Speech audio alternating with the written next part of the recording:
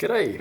In today's video, I'm doing a keyboard replacement on this particular Dell, which is a Dell Inspiron. I can find the model number for you guys while I wait for this machine to shut off.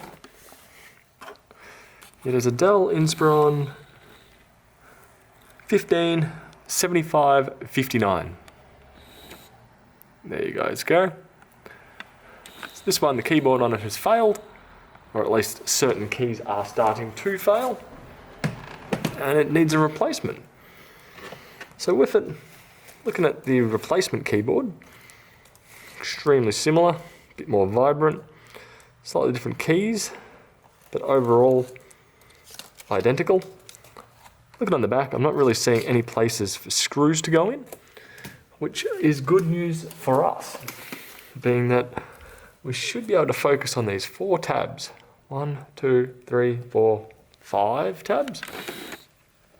And I'll just show you how to undo one of them. So I'm using a flat pair of tweezers. I'm just going to dig it in and down.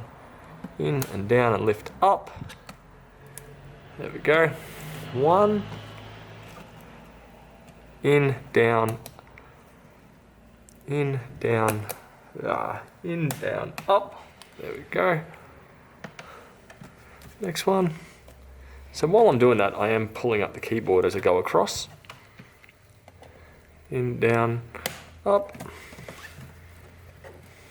In, down, up. And the last one.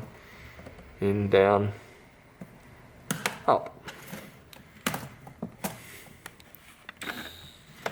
So from there, we have one dislodged keyboard with 2 connectors. This one and this one.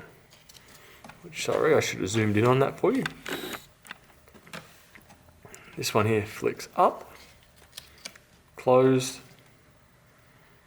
open, closed, and open. And that pulls up and back. So in the connector, we kind of go like this. We want to pull it up and back. Now back in 1 second. I'm just going to give this a dust blowout. So to connect up these 2 connectors that we require, we'll just compare it to the old display, or the old keyboard more accurately, 2 used to phones. So what we should be able to do, by the looks of it, is fold this one down.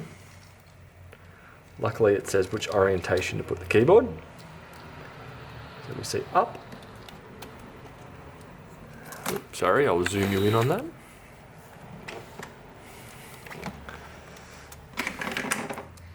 We'll use a pair of tweezers just so you can see a bit easier. And I want to feed that under those pins that I can see.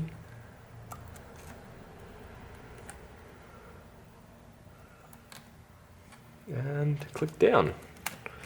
So that is one part of it done. Next part is keyboard.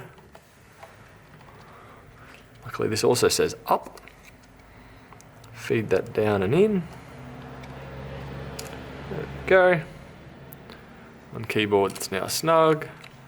Push a latch down. That should have locked it into place. And from there, should be able to fold it over.